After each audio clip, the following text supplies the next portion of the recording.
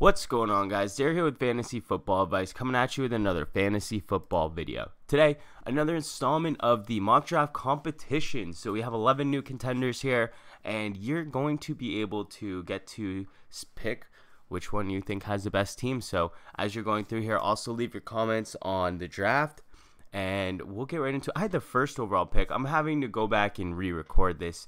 Had a little bit of technical issues. My OBS system, I had to reinstall it on my computer. OBS is the program that I use to record the screen as we're going through it. And basically, it saved it as an FLV file, and I need it as a MP4 file. So there's just some technical issues there. So I'm just going to re-record back over it, and then I'm just going to re-upload it. But that's okay because I had the first overall pick. And whenever you have, the first or the 12th pick, it typically takes a while for you to get your selections back. So there's, 22 other picks before my picks. So I can just kind of speed through that. I can let you know the risers and fallers. We can talk some news and notes. And in the meantime, I can speed through some of the slower parts, and we'll just go through the entire draft here. You guys can still vote. Everything's good. And I just decided to go with Alvin Kamara as the first overall pick. I really haven't reassessed the first 4 selections yet. I know the biggest news on Saquon Barkley is with all of the Giants receivers basically being suspended, a.k.a. Golden Tate, breaking their finger, aka Sterling Shepard, and they all took hits in drafts. I don't even think Golden Tate was drafted in this draft, which is crazy. Sterling Shepard did take a big hit. He fell, but he might be ready for the early part of the season. And if Golden Tate's suspended, that could really help him out as well. I think Julian Edelman also has a broken thumb, and he didn't fall at all. I think Julian Edelman was taken in the 4th round, but we'll see as we go through here. Was there any surprises in the first round? I don't think so. You saw the big 4 being taken: Christian McCaffrey as the 4th running back, David Johnson as the 5th. I think that's a clear tier break. I would put the first 4 running backs in their own tier, David Johnson in his own tier, and then as you go through, we have on the next wide receivers taken: Adams, Hopkins, Michael Thomas, Julio Jones, and Tyreek Hill. Those guys, that was pretty standard. They're the only thing I could consider out of the ordinary is that I think most people would probably have Odell Beckham over Tyreek Hill, but I have Tyreek Hill over Odell Beckham. I think that the potential target market share for Odell Beckham cannot exceed that of Tyreek Hill. And that's probably, and just because Odell Beckham's on a new team, there's always a little bit of concern when you have receivers joining a new team. I know the same concern is with Antonio Brown. A lot of people, can easily relate to the fact that they're some of the best receivers in the league, Odell Beckham and Antonio Brown, so they can easily make up for that, and that is true, but we're splitting these players by hairs. Tyreek Hill is one of the best wide receivers in all fantasy football last season. There's no need to expect. His situation hasn't changed dramatically in a way for you to expect that to change. Odell Beckham also comes with a little bit more injury concerns, so for those reasons, I would put Tyreek Hill above Odell Beckham. That's only my own personal preference. And then the next thing that we should probably mention is, because everything else is standard, is Travis Kelce going in the middle of the 2nd round. And this is a fantasy football advice draft, so we have been very vocal about how Travis Kelce is a borderline 1st round pick.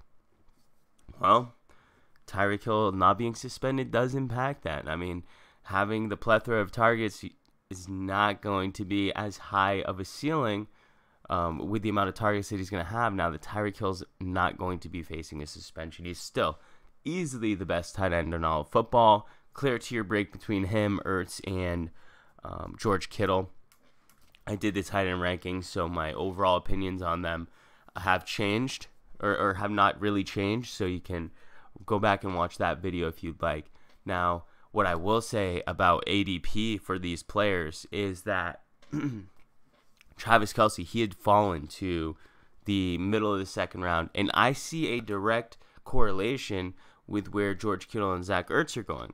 I think that the gap between Ertz and Travis Kelce is going to remain the same. So let's say Travis Kelce has dropped half a round.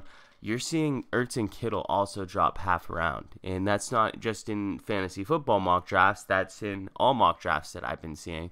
So I think that the further that Travis Kelce falls, the further you're going to see George Kittle and Zach Ertz fall, because I don't think anyone in their right mind would take George Kittle 4 picks after Travis Kelce just because Travis Kelce has fallen, because Travis Kelce is and potentially should be in a tier of his own. But George Kittle's also great.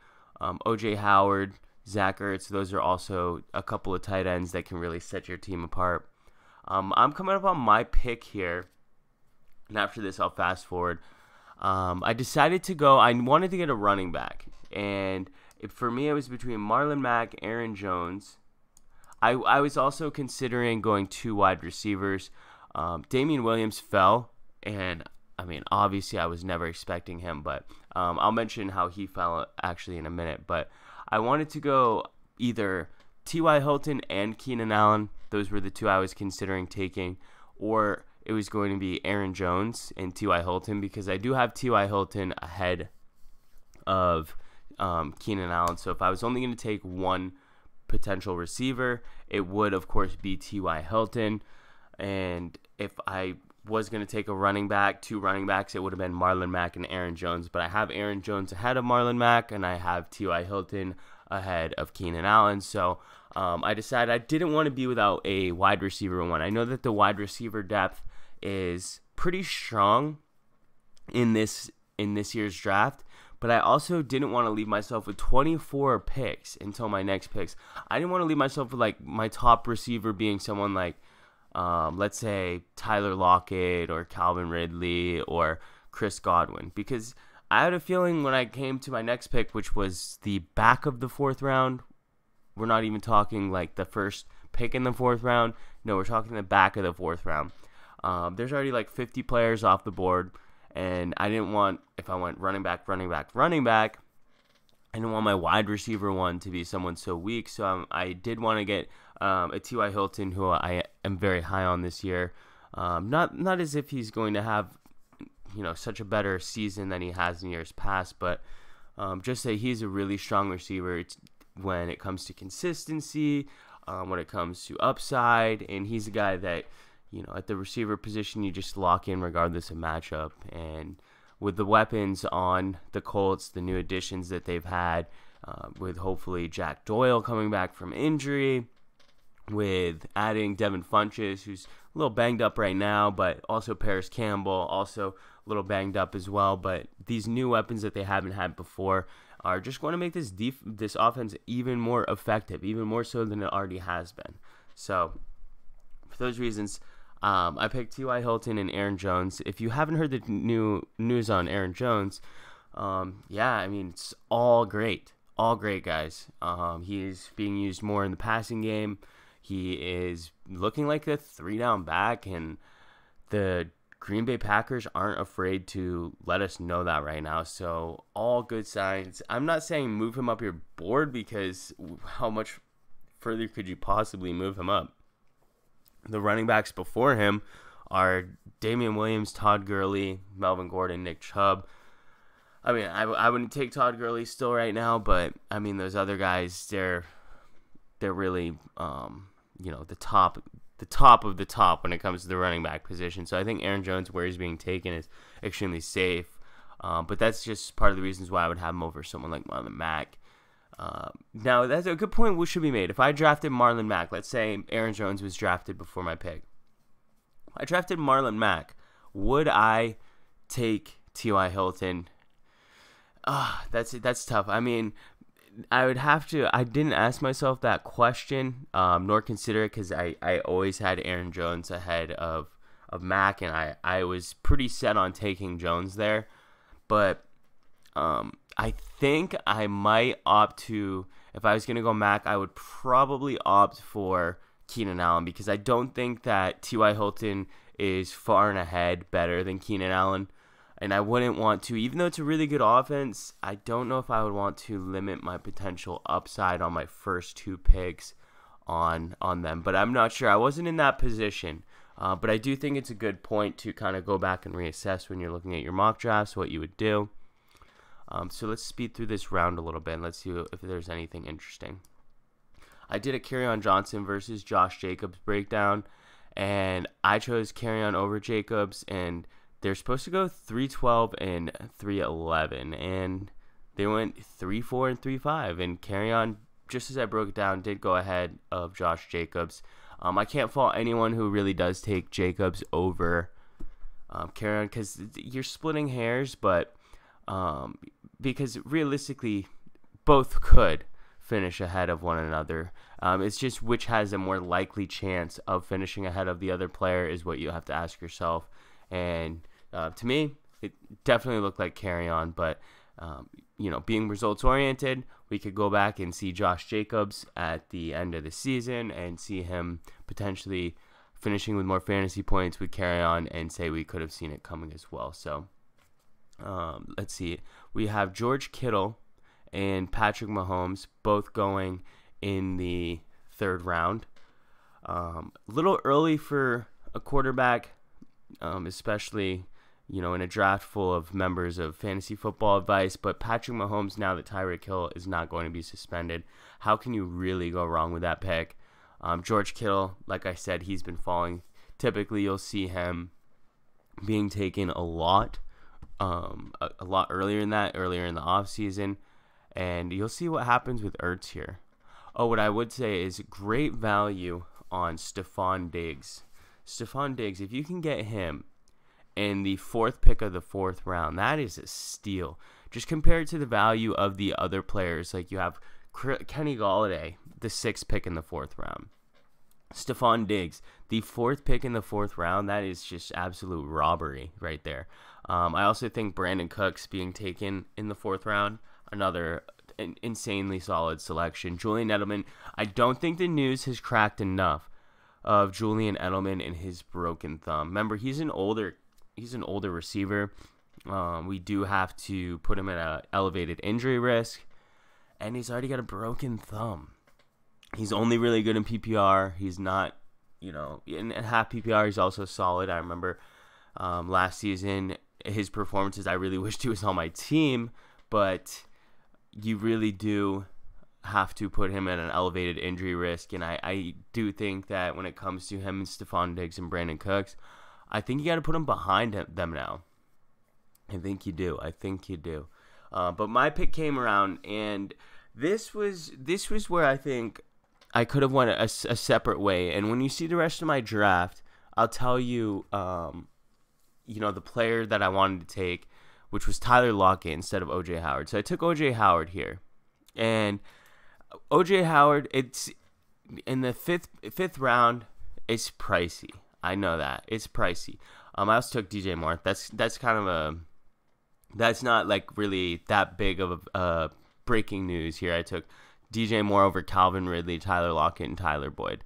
I'm very high on DJ Moore. I know that Calvin Ridley, based on ADP, is going ahead of DJ Moore. I don't know why.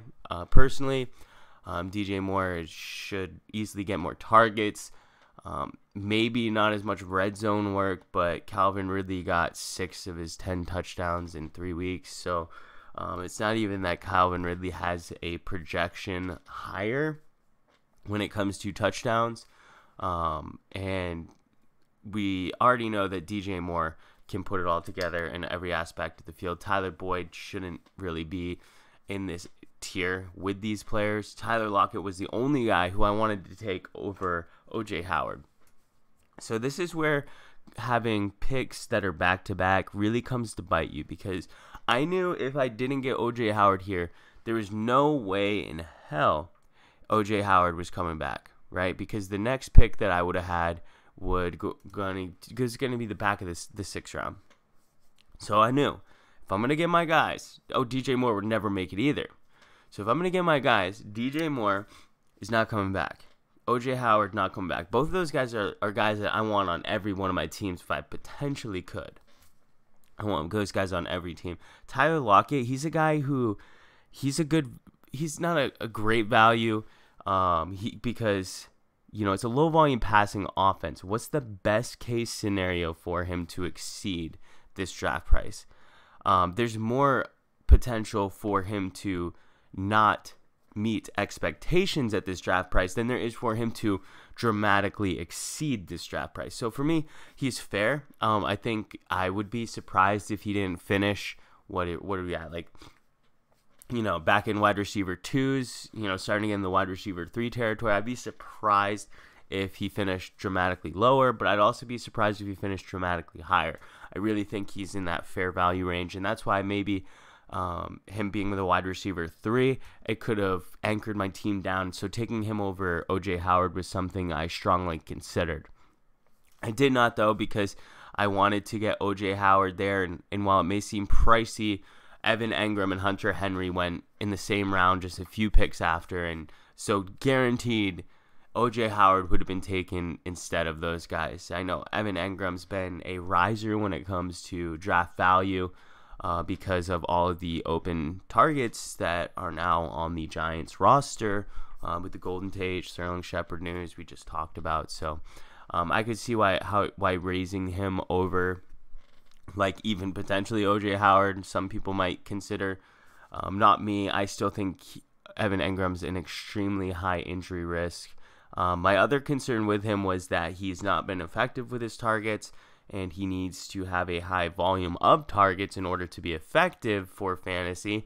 And that concern got to be out of the way at this point, because now he's going to guaranteed to receive a high amount of targets. So I could see raising him up myself, and I likely will. The news is all recent, so I likely will raise him on my rankings. But other than that, there's nothing new here. I really like Pennington.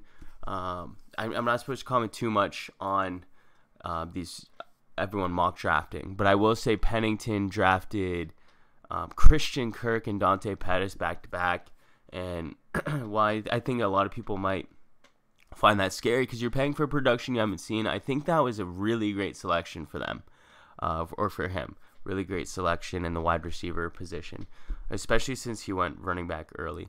So I did want to just give him props for that. And this is where taking a quarterback early could come back and bite you, right?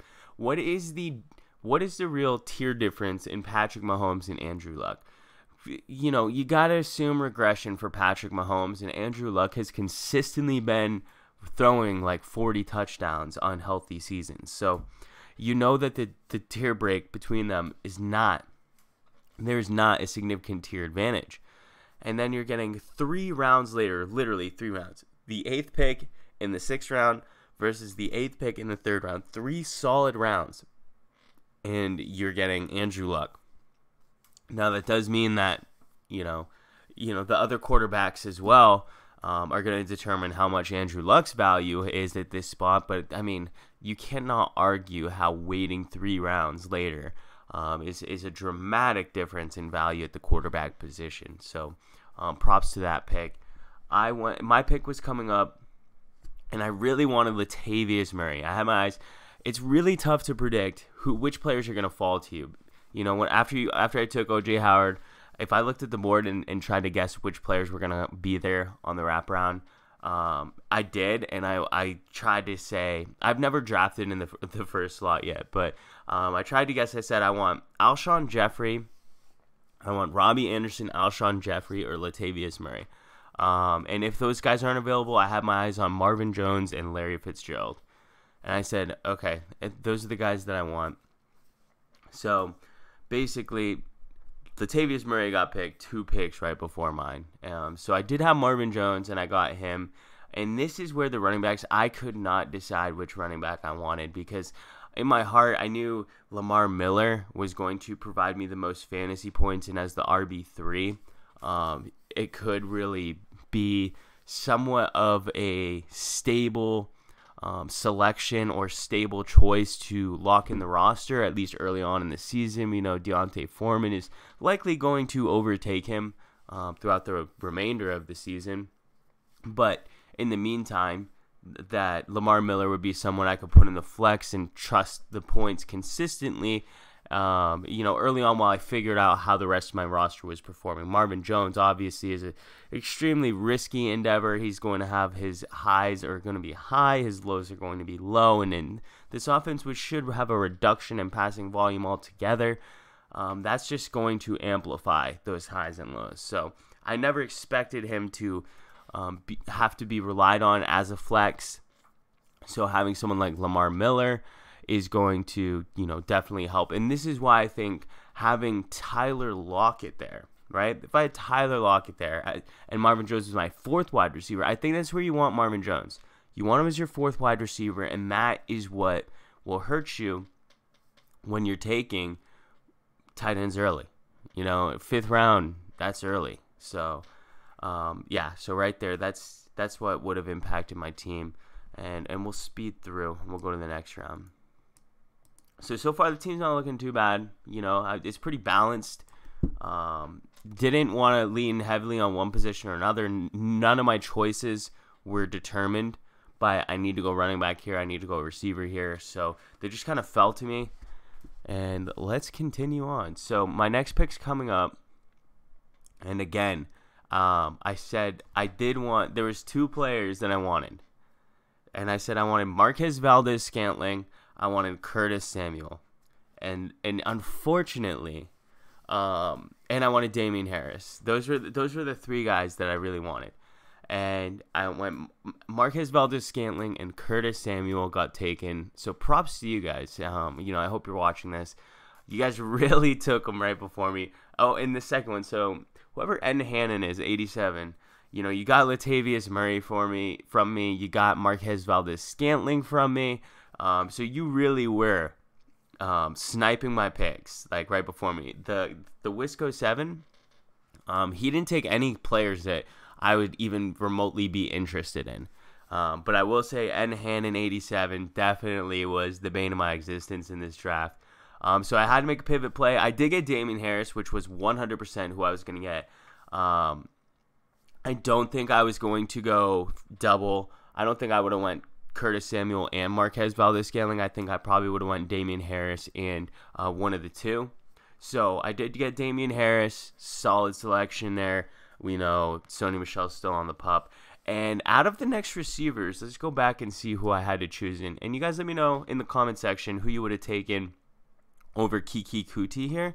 And I'll just stop and I'll make a point on why a lot of people may be mistaken on Kiki Qt. Because on paper, people are like, who is this guy? He played in a handful of games last season. He didn't produce like extremely high fantasy production. Who is he? He's being taken too early. You're taking him over people like Emmanuel Sanders, like Deshaun Jackson, a lot of players with potentially more upside. But you guys have to understand, Kiki Qt had like 12 targets in one of his first games back. He was a target monster. He plays the position in the slot on that offense, which is extremely valuable. Extremely valuable because it has an accurate quarterback, a really good quarterback, Deshaun Watson, on it. And this offense should be really good. Now, Kiki Qt scares people because Will Fuller is extremely injury prone. No one's denying that. And why am I bringing up Will Fuller? Because people are translating Will Fuller's riskiness, his health, and they think Kiki Qt is the same. Because Kiki Qt, I don't know, you think maybe he played in less games? I don't know. He hardly played in many games. Maybe the same amount or similar amount to Will Fuller, and people think that both of those players are equally as injury prone. But that is not true. I went back, and the wide receiver risk ratings are available on our website to members. If you want to sign up for that, go to thefantasyfootballadvice.com. Become a member. You can enter yourself in these drafts. They're fun. We have a blast every time. You can see us, talking smack in the comment section here, even preparing for them. It's fun. But anyways, the risk ratings for the wide receivers, link in description below for that. But the risk rating for wide receivers, I went into Kiki Qt, and I went through all of his injury history throughout his career. he is not an injury-prone player whatsoever.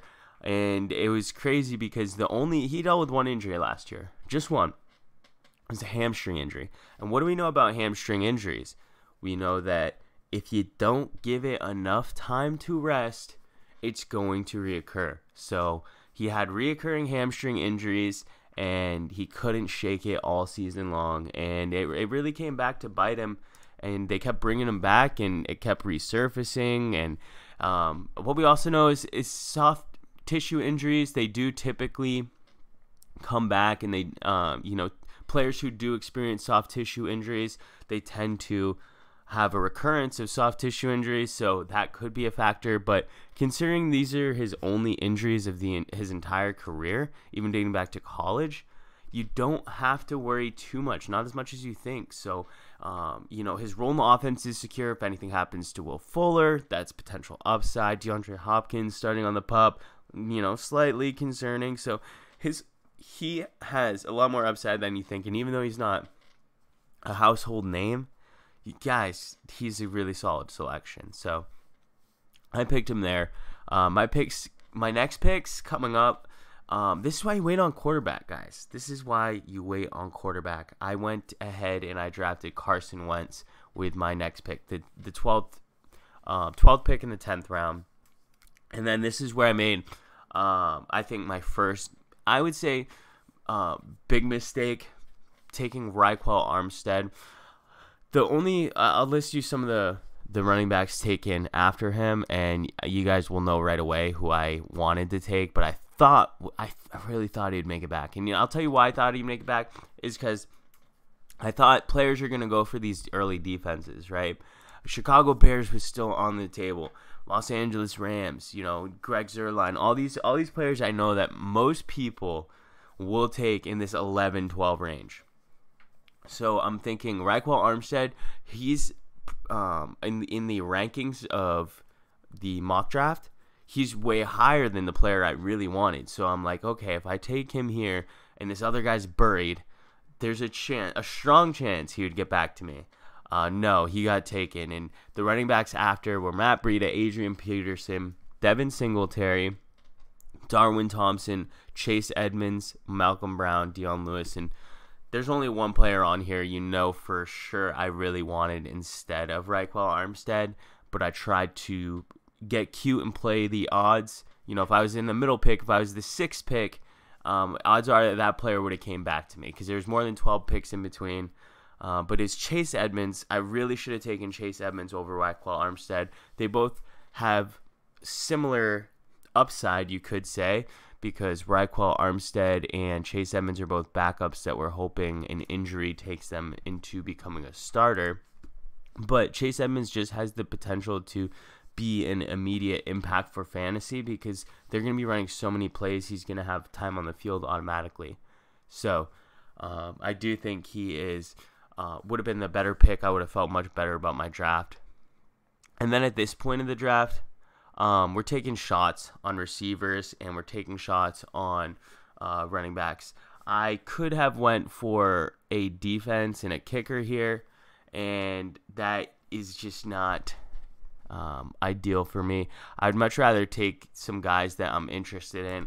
Chris Thompson, this being a half PPR, Chris Thompson's not going to have a ton of upside, but I knew getting him on my roster would potentially be a player I could plug in if anything were to happen. Like, let's say Lamar Miller were to get injured. He's not an injury-prone player, but let's say he gets injured. Who am I going to have as my running back to plug in?